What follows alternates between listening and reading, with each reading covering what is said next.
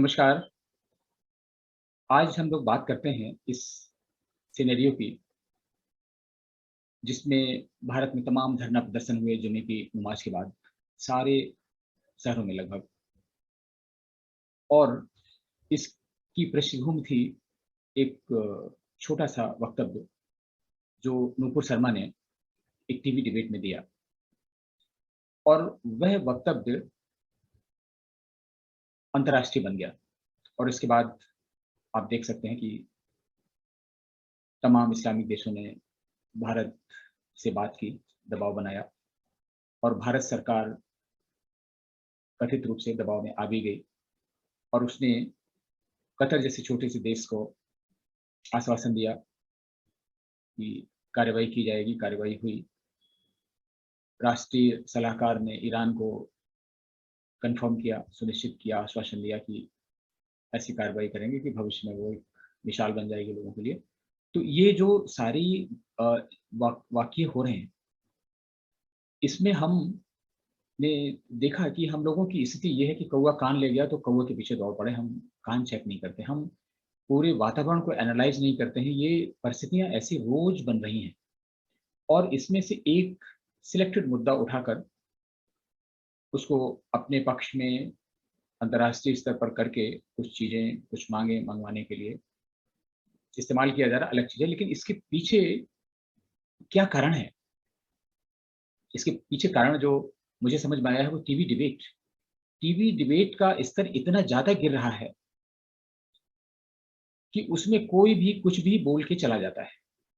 और कुछ समय से शुरुआत में कुछ ऐसे टीवी चैनल आए जहाँ पे डिबेट डिस्कशन होते थे, बहुत मीनिंगफुल डिस्कशन होते थे। अब ये पास्ट की बातें हो गई। शायद ही किसी चैनल पे कभी ऐसा आता है कि आप कुछ देर तक रुक कर डिबेट देख सकें। अदरवाइज शोरगुल, एक दूसरे के ऊपर बोलने वाले लोग और कुछ भी बोलने वाले लोग। सबसे बड़ी चीज है, ऐसे ऐसे लोग भी टीवी डिबेट में डिस्कशन के लिए मेहमान बन के आते हैं जिनको आप जानते नहीं, जिनका कोई बैकग्राउंड नहीं, जिनका कोई अनुभव नहीं, और वो कुछ भी बोल के चले जाते हैं। तो इन सब के पीछे कारण क्या है? इन सब के पीछे कारण है टीआरपी। और कई बार मुझे लगता है व्यक्तिगत रूप से कि ये जो चैनल है वो खुद भी शोर कराते हैं। कुछ तो शोर वाले चैनल, रिपब्लिक टीवी आप जानते हैं, टाइम्स नाउ, दो हैं। और इनके ऊपर तमाम पक्ष विपक्ष में आरोप प्रत्यारोप होते रहते हैं। लेकिन अगर हम नूपुर शर्मा की डिबेट की बात करें, नूपुर शर्मा की डिबेट टाइम्स नाउ पर हो रही थी और नाविका कुमार बहुत पुरानी एंकर हैं टाइम्स नाउ की, वो उसका संचालन करा रही थी। आजकल क्या होता है कि जो एंकर होता है वो किसी को बुलाता है बोलने के लिए, उससे पहले कोई दूसरा आदमी ओवरलैप करने की कोशिश करता है। अगर पहला वाला बोल भी पाया तो दूसरा वाला बीच में उसको काट देगा, चिल्लाएगा, कुछ करेगा, और ये चलता रहता है। जो एंकर है वो रिक्वेस्ट कर रहा था, प्लीज प्लीज रुक जाइए, लेकिन कोई सुनता नहीं। तो पूरा शोर शराबा हो जाता। कई बार तो ऐसा होता कौन क्या कह रहा है कुछ नहीं पता चलता। और कई बार तो आपको जान के बड़ा ताज्जुब होगा कि इस ड्यूरेशन में जिसमें ये सब्जी मंडी बन जाती है, मछली बाजार, भिंडी बाजार, जो भी आप कहें, उसमें एंकर अपने नोट्स पढ़ता रहता है कि क्या उसको मैसेज मिले, क्या नया उसको बोलना है। ये इतनी गलत परंपराएं हो रही हैं। आप अगर विदेशी चैनलों पर भी देखें तो कम से कम एक सिविलाइज्ड वे में डिस्कशन होती है। किसी मुद्दे पर अगर डिस्कशन हो रहा है तो कम से कम उसमें पक्ष विपक्ष के व्यूज हम लोगों को समझ में आए। कॉलेज के डेज में इवन कंपटीशन के समय जो हम लोग उसमें रिटन एग्जाम क्वालिफाई किया, फिर इंटरव्यू के पहले ग्रुप डिस्कशन होता था जिसमें एक ग्रुप में कैसे हम लोग बिहेव करेंगे उसकी एबिलिटी देखी जाती है। और ग्रुप डिस्कशन का मतलब यही है, ये टीवी डिबेट है, ग्रुप डिस्कशन है। और इसमें जो एंकर है, एंकर ही एक पॉइंट है जिसके माध्यम से सारी डिस्कशन, सारे प्रश्न रोटेट होने चाहिए, लेकिन ऐसा होता नहीं। लोकसभा, विधानसभा में आपने देखा होगा कि कोई भी सदस्य संबोधित करता है अध्यक्ष महोदय के माध्यम से, अध्यक्ष महोदय ऐसा करिए। ये सेम चीज टीवी डिबेट में कुछ सालों पहले तक हुआ करती थी। जो पार्टिसिपेंट होते थे डिबेट में वो डायरेक्ट सीधे क्वेश्चन आंसर एक दूसरे से नहीं करते थे। आजकल सब चल रहा है, फ्री फ्री फॉर ऑल है। इसकी शुरुआत कब हुई, किसने की? कोई अर्नब गोस्वामी का नाम लेगा, कोई किसी का नाम लेगा। इससे कोई फ़ायदा नहीं है। लेकिन अभी अगर हम नूपुर शर्मा वाले मामले में देखें, तस्लीम रहमानी लगातार बोलते चले जा रहे हैं और ऐसी चीज़ें बोल रही हैं, अगर आप बहुत ध्यान से सुनें, तो वो आप खुद इरिटेट हो जाएँगे। उन्होंने शिवलिंग के बारे में, ज्ञान-वापी के बारे में, भगवान शंकर के बारे में, हिंदू धर्म का क्या-क्या नहीं बोला। सब कुछ साँस में बोलते चले जा रहे हैं, बहुत कम सुनने में आ रहा है। लेकिन अगर आप उनके बाइट्स धीरे-धीरे, स्लोली-स्लोली सुने, तो आपको समझ में आएगा कि आप खुद इरिटेट हो जाएँगे। नुपुर शर्मा इरिटेट हुई हैं, हम नुपुर शर्मा को जस्टिफाई नहीं कर रहे हैं। मैं सिर्फ़ ये बताने की कोशिश कर रहा हूँ कि नुपुर शर्मा ने भी अपना स्टेटमेंट एक बार नहीं, कई बार दोहराया और बहुत ही एग्रेसिव वे में दोहराया। ऐसे में एंकर क्या कर रहा था? एंकर का ये रोल होना चाहिए था कि इससे पहले कि अनटोवर्ड सिचुएशन हो, उनके दर्शकों को, श्रोताओं को कुछ समझ में नहीं आ रहा है, तो ऐसा क्यों होता है? एक चैनल है सीएनबीसी आवाज़ ने कुछ समय पहले हमें याद आता है कि उन्होंने शुरू किया था कि जब कोई डिबेट शुरू होगी, तो वो 30 सेकंड सबको देते थे और एक बज़र रखा हुआ था। 30 सेकंड जैसे ही पूरे हो जाते थे, तो उसको इंडिकेशन चला जाता था कि भई आपका टाइम पूरा हो गया है और वो 2, 4, 10 सेकंड में अपनी बात खत्म कर देता था। तो फर्स्ट राउंड तो एक तरीके से बज़र की तरह से चल जाता था 30 सेकंड का, इसके बाद में लोग बोलते रहते थे। अब क्या है कि ये सब सिचुएशन तो किसी को है नहीं, कौन कहाँ से शुरू करेगा, ये हो सकता है एंकर का डिसीजन हो, लेकिन कुछ तो पार्टिसिपेंट्स इतने स्मार्ट हो गए कि वो बिना एंकर को भी नहीं बोलने देते। ऐसे-ऐसे लोग आते हैं। अभी हाल में मैं अपना अनुभव बताऊँ, एक रिपब्लिक टीवी पे अर्नब गोस्वामी के साथ में ही डिबेट हो रही है और उसमें संजय दीक्षित एक रिटायर्ड आईएएस ऑफिसर हैं, चीफ सेक्रेटरी के लेवल से रैंक से रिटायर हुए हैं। जयपुर डायलॉग नाम से एक यूट्यूब चैनल चलाते हैं, 6 लाख से अधिक उनके फॉलोवर हैं, कई किताबें उन्होंने लिखी हैं और विद्वान पुरुष हैं। जितना उनका हिंदू धर्म पे कमांड है, उतना ही इस्लाम धर्म पे कमांड है। अच्छे जानकार लोग हैं, काफ़ी पढ़ाई की है और अपनी चीज़ों को उतनी ही मजबूती के साथ रखते हैं और उनके विमर्श में देश-विदेश के बहुत सारे लोग आते रहते हैं। तो मैं ये इसलिए बता रहा हूँ कि उनका जो अनुभव है, प्रशासनिक अनुभव और उनका जो अब का अनुभव है, जो अक्रॉस द ग्लोब बहुत सारे लोगों से डिस्कशन करके करते हैं, कुछ तो है ऐसा जो इतने फॉलोवर्स हैं और लोग उनकी बात सुनते हैं, समझते हैं और सबसे बड़ी चीज़ है कि कोई भी आदमी 35-40 साल की सर्विस करने के बाद में अगर आ रहा है, तो उसको हम लोग बहुत एकदम से डिस्काउंट 100% डिस्काउंट नहीं कर सकते। एक सज्जन, उनके जो प्रतिपक्ष में बोल रहे थे, उनका नाम मैं नहीं लेना चाहूँगा, उन्होंने उसको बहुत टोका-टाकी की। उन्होंने कुछ इस्लाम धर्म के बारे में भी बताया। नुपुर शर्मा के परिप्रेक्ष्य में ही बात चल रही थी। तो और उन्होंने कहा कि कोई टोकने वाले टोक रहे थे, लगातार उनको बोलने नहीं दे रहे, तो उन्होंने कहा, "भई मैंने एक किताब लिखी है अनब्रेकिंग इंडिया, उसमें आप देख लीजिए, मैंने इसका उद्धरण भी किया है, वर्णन किया है।" तो उन्होंने कहा, "अरे! You are illiterate, you are still illiterate." सारे लोग हैरत में। दर्शक लोगों को लगा कि अरे! ये आदमी जो बोल रहा है, ये तो पता नहीं कितना पढ़ा-लिखा है, लेकिन वो एक रिटायर्ड आईएएस ऑफिसर जो चीफ सेक्रेटरी लेवल से रिटायर हुआ, उसको इलिटरेट बोल रहा है। ये एक वाकया हो गया। ये अकेला उदाहरण नहीं, इसमें कुछ नहीं, उन्होंने तो कुछ कहा नहीं, बेचारे चुप हो गए।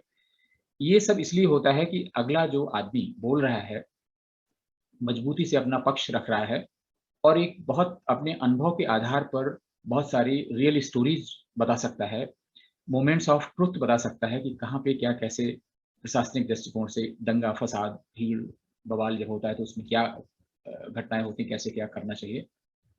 मेरे ख्याल से प्रशासनिक अधिकारी, पुलिस अधिकारियों से बेहतर और कोई नहीं बता सकता है। इसी तरह की डिबेट में एक डॉक्टर विक्रम सिंह हैं, वो उत्तर प्रदेश के पूर्व पुलिस महानिदेशक रह चुके हैं और इस समय नोएडा में एक अंतर्राष्ट्रीय यूनिवर्सिटी है, उसके चांसलर हैं। आप समझिए वो भी 35-40 साल की एक्टिव सर्विस के बाद, रिटायर होने के बाद में भी इतना सब कुछ कर रहे हैं। कई किताबें उन्होंने लिखी हैं, उनके आर्टिकल पेपर्स में आते रहते हैं। उनसे भी लोग कहते हैं, "यू आर वाइज्ड, आपने ये बोला, आप पक्षपात कर रहे हैं, आप ये करते हैं।" मीन्स हम कहाँ पे डिबेट कर रहे हैं? इस तरीके से और भी हैं। आप देखें, एक रिटायर्ड जनरल हैं जीडी बख्शी, अगर वो देश हित की बात करें, राष्ट्र हित की बात करें, तो कई लोग तो सिर्फ़ इसलिए बात करते हैं कि नहीं, नहीं वो मोदी का पक्ष कर रहा है, राष्ट्र हित की बात करने का मतलब है मोदी का पक्ष लेना। और कुछ लोगों ने तो उनपे गाली-गलौज भी किया, एक-आध गुस्से में उन्होंने भी कुछ ऐसा किया जो बहुत वायरल हुआ वीडियो, बताने की आवश्यकता नहीं। लेकिन वो जीडी बख्शी ने जो कहा, मतलब गाली उसे हम मान सकते हैं, लेकिन आप अगर 2-3 मिनट पहले का सीक्वेंस देखें, कि उनका एक भी शब्द मुँह से निकलने नहीं दिया जा रहा है। और कौन है उनके पक्ष में? एक राजनीतिक दल के प्रवक्ता हैं, जिनकी क्वालिफ़िकेशन, जिनका अनुभव शायद उनकी एज ही उतनी नहीं होगी जितनी जेडी बक्सी का अनुभव है। आप बाकी तो अंदाज़ा लगा लीजिए। इस तरीके से तमाम स्वयंभू प्रवक्ताओं को टीवी चैनल वालों ने एंगेज कर लिया है। और ऐसा नहीं कि वो जानते नहीं कि इनके अंदर कुछ ज्ञान जैसी कोई चीज़ तो है नहीं, हम किस लिए बुला रहे हैं। वो देते हैं स्वतंत्र राजनैतिक विश्लेषक, इस्लामिक विद्वान, ऐसे लोग आ रहे हैं, दाढ़ी लगा के और तमाम तरह की भाव भंगिमा बना के उनको रखा जाता है। आप अगर देखें तो कहीं जॉब भी नहीं करते हैं। कहीं के उलेमा, कहीं के इमाम, इस तरह के हज़ारों लोग स्वयंभू नेता हैं कि फलाना इंडिया मुस्लिम फाउंडेशन के अध्यक्ष हैं, कोई यहाँ के अध्यक्ष हैं, कोई वहाँ के अध्यक्ष हैं। इस तरीके के लोग आते हैं और पूरे माहौल को ख़राब कर रहे हैं। तो मैं जो कहना चाह रहा हूँ कि जो टीवी पे डिबेट हो रही है उसका स्तर इतना ख़राब है और आजकल पूरे भारत में अगर हम विश्व की बात ना भी करें, एक फ़ैशन चल गया है हिंदू धर्म के विरोध में कोई कुछ भी कह सकता है। मतलब हिंदू धर्म तो ऐसा मंदिर में टंगा हुआ घंटा हो गया, कोई भी आता है बजा के चला जाता है, कोई ना डरता है और ना किसी को डरने की ज़रूरत है, कोई भी कुछ भी कह सकता है। ये इस तरह का धर्म हो गया है। इतनी सहिष्णुता तो इस ब्रह्मांड में शायद ही कहीं हो। मकबूल फ़िदा हुसैन किस तरह के चित्र बना के चले गए, कुछ कहने की आवश्यकता नहीं। और वही कतर, कुवैत जैसे देश जो आज एक साधारण से स्टेटमेंट पर इतना दबाव बना रहे हैं, उन्होंने अपने यहाँ उनको नागरिकता दी। जाकिर नायक जिन्होंने क्या नहीं किया, आज वो भारत में नहीं आ पा रहे, तमाम मुकदमे उनके विरुद्ध हैं। ईडी और तमाम एजेंसियाँ उनको तलाश कर रही हैं। मलेशिया में रहे, अभी गल्फ़ के अरब के एक देश ने उनको अपने यहाँ नागरिकता दी है। आप समझ सकते हैं कि ये क्या है? एक ऐसा व्यक्ति जो किसी देश का वांछित अपराधी है, उसको आप नागरिकता दे रहे हैं। अपने यहाँ दाऊद इब्राहिम देखिए कहीं की नागरिकता उनको भी मिली हुई है, वहाँ पे रह रहे हैं और वहाँ से अपना कारोबार सँभाल रहे हैं। ये किस तरीके से काम हो रहे हैं? और तो हम जो मेरे कहने का मतलब हिंदू धर्म के लिए ऐसा क्या है, क्यों लोग कह के चले जाते हैं? उस पर्टिकुलर डिबेट में ही जिसमें नूपुर शर्मा का ये वक्तव्य पकड़ा गया, बहुत कुछ बोला गया हिंदू धर्म के लिए। तमाम टीवी चैनलों पे मौलानाओं ने, उलेमाओं ने और यहाँ तक कि हिंदू लोगों ने भी किसी खास राजनीतिक दल से संबंध रखने वाले हिंदू भी घंटा बजा के चले जाते हैं। और आजकल तो आर्य समाजी भी इसमें कूद पड़े हैं। आर्य समाजी भी का पक्ष भी इस्लामिक और वामपंथ गठजोड़ हो गया, उसमें भी आके वो भी अपना घंटा बजा रहे हैं। ये स्थितियाँ बहुत खराब हैं। हिंदू धर्म को अगर हम छोड़ भी दें, तो टीवी पर चाहे आप जीडीपी का डिस्कशन कर रहे हों, चाहे बॉर्डर पर चीन के आने का डिस्कशन कर रहे हों, चाहे इंडिया-पाकिस्तान के रिलेशंस की बात कर रहे हों, चाहे यूक्रेन-रूस के युद्ध की बात कर रहे हों, जिसमें मोदी किसके साथ खड़े होंगे, भारत किसके साथ खड़ा होगा। तो ऐसी स्थितियाँ बन जाती हैं, इतने खराब वक्तव्य आते हैं, लोग कुछ भी बोल के चले जाते हैं। तो इतना स्तर गिर रहा है और इस पर कोई लगाम नहीं। मुझे लगता है कि जिस समय नुपुर शर्मा के खिलाफ एफआईआर की, आजकल महाराष्ट्र पूरे देश में सारे राज्यों में नंबर 1 पे है। कहीं भी कुछ भी हो, अगर वो भाजपा से संबंधित है, राष्ट्रीय हित से संबंधित है, तो एफआईआर वहाँ हो जाएगी। क्योंकि वहाँ कांग्रेस भी शासन में है, एनसीपी भी है और थोड़ा डी कंपनी का काम भी होता रहता है, तो सब कुछ हो जाएगा। बाकी बचा हुआ राजस्थान में होगा, छत्तीसगढ़ में होगा और इसके बाद में फिर लोग अपना टहलते रहेंगे।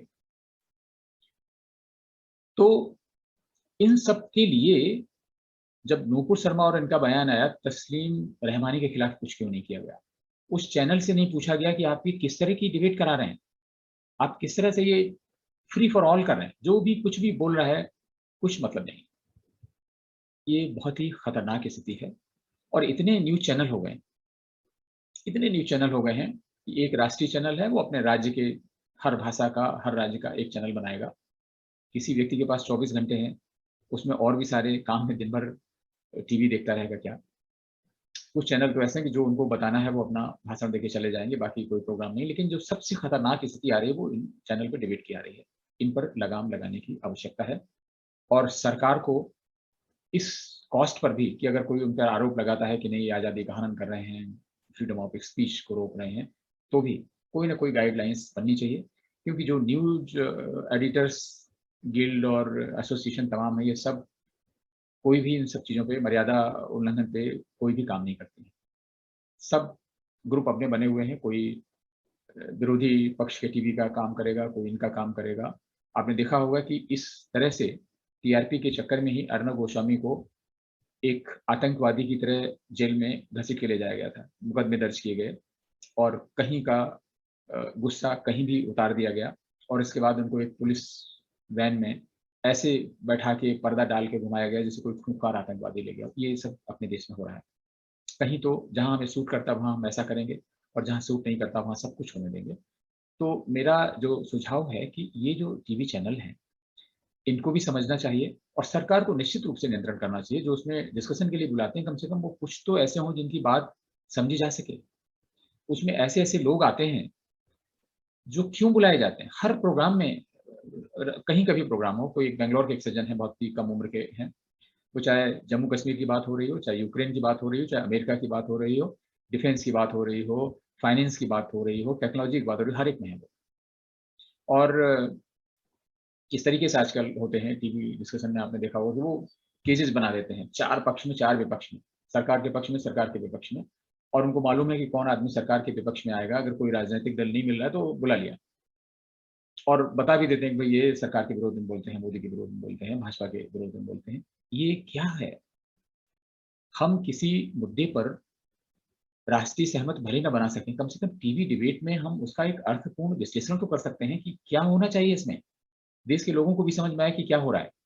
सो मेरा कहने का मतलब ये है कि सरकार इस पर ध्यान दे, इस पर लगाम लगाए और जो नूपुर शर्मा के केस में सिंगल एक तरफ़ा जो कार्रवाई नूपुर शर्मा के खिलाफ हुई, क्या तस्लीम रहमानी के खिलाफ कार्रवाई नहीं होनी चाहिए?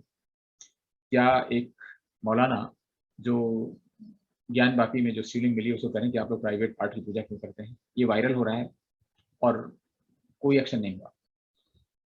तौकीर रज़ा बरेली की हैं, उन्होंने भी बहुत सारा कुछ कहा, कोई एक्शन नहीं हुआ। कानपुर के एक काज़ी हैं, दंगों के बाद और बवाल के पहले और बाद में डिसगवर्न कर रहे हैं, कोई उनके खिलाफ एक्शन नहीं हो रहा है। और इस सारे काम में मीडिया उनके बाइट्स लेके और वो सारे के सारे एज़ इट इज़ अनएडिटेड सब प्रसारित कर रहे हैं। इससे भी बहुत माहौल खराब हो रहा है।